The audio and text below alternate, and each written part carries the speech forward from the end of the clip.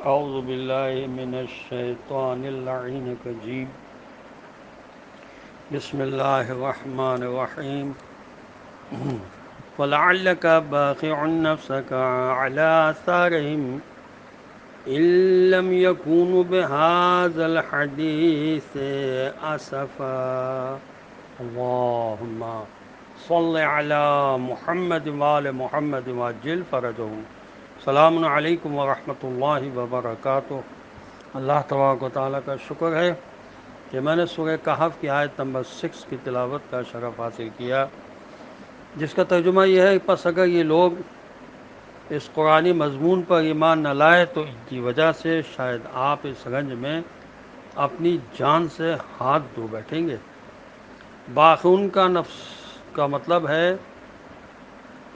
غم سے اپنے تئیں ہلاک کر دینا۔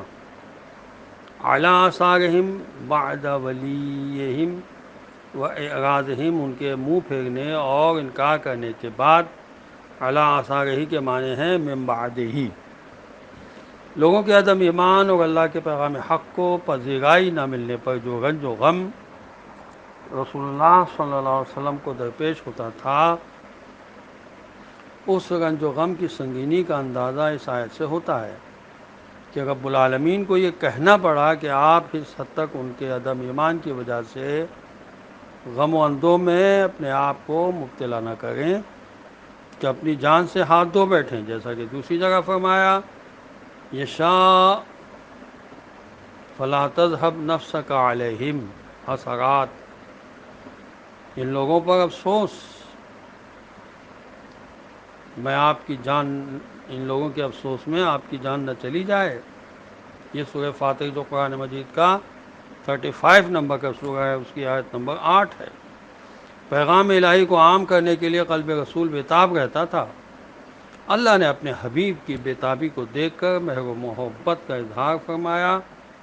اور حضرت امام جعفر صادق علیہ السلام سے روایت ہے، تفسیر صافی میں لکھا ہے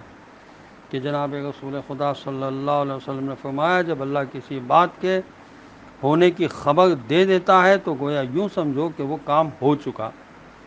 کیونکہ ایسے کام کے نہ ہونے کا کوئی سوال ہی پیدا نہیں ہوتا۔ اسی لیے اس آیت میں ماضی کے صیغے استعمال ہوئے ہیں کہ گویا یہ کام ہو ہی چکا ہے۔ تفسیر جلالین میں لکھا ہے کہ ظاہر ہے اللہ کا حکم آ چکا ہے، اس کا مطلب یہ ہو سکتا ہے کہ اللہ کا فیصلہ کہ اسلام کی اشاعت ہونی چاہیے، اب خدا کے اس فیصلے کے ظاہر ہونے کا وقت آ گیا ہے۔ تفہیم القرآن میں لکھا ہے کہ اللہ کے حکم کے آنے کے معنی یہ ہیں کہ ہجرت کرنے کا حکم آ گیا۔ قرآن کے گہرے مطالعے سے یہ معلوم ہوتا ہے کہ جب کوئی قوم انکار حق کی آخری حدوں کو چھونے لگتی ہے تو انبیاء علیہ السلام کو وہاں سے ہجرت کرنے کا حکم دیا جاتا ہے۔ یہی حکم قوموں کی قسمتوں کا فیصلہ کر دیتا ہے۔ پھر یا تو عذاب الہی کے ذریعے اس قوم کا تیا پانچا کر دیا جاتا ہے، یا نبی کے ماننے والوں کے ہاتھوں اس قوم کی جڑ بنیاد کاٹ کر رکھ دی جاتی ہے۔ یہی حال ہجرت کے حکم کا ہوا۔ کفار مکہ تو یہ سمجھے کہ اس میں ہمارا فائدہ ہوا، مگر 8-10 سال میں دنیا نے دیکھ لیا کہ صرف مکہ ہی نہیں، سارے کے سارے عرب سے کفر و شرک کی جڑ بنیاد کاٹ کے رکھ دی گئی۔ خس کم جہاں پاک، یہ تفہیم القرآن میں لکھا ہے، اور حضرت امام جعفر صادق علیہ السلام سے روایت ہے۔ یہ تفسیر برہان میں لکھا ہے کہ جناب رسول خدا صلی اللہ علیہ وآلہ وسلم نے فرمایا کہ جب امام مہدی رضی اللہ تعالیٰ فرج شریف ظاہر ہونے والے ہوں گے تو جبرائیل علیہ السلام ایک قدم کعبے پر اور دوسرا بیت المقدس پر رکھ کر آواز دیں گے اطاع اللہ، اللہ کا حکم آ گیا۔ پھر امام مہدی علیہ السلام تشریف لائیں گے اور مقام ابراہیم علیہ السلام کے پاس 2 رکعت نماز ادا کریں گے، اور 313 ساتھی آپ کے ساتھ ہوں گے، جن میں کچھ تو ایسے ہوں گے کہ راتوں رات اپنے بستروں سے اٹھ کر یہاں پہنچیں گے۔ ہمیں حکم دیا گیا ہے کہ سورہ کہف کی آیت نمبر 23 میں کہ وَلَا تَقُولَنَّ لِشَيْءٍ إِنِّي فَاعِلٌ ذَلِكَ غَدًا إِلَّا أَن يَشَاءَ اللَّهُ وَاذْكُر رَّبَّكَ إِذَا نَسِيتَ،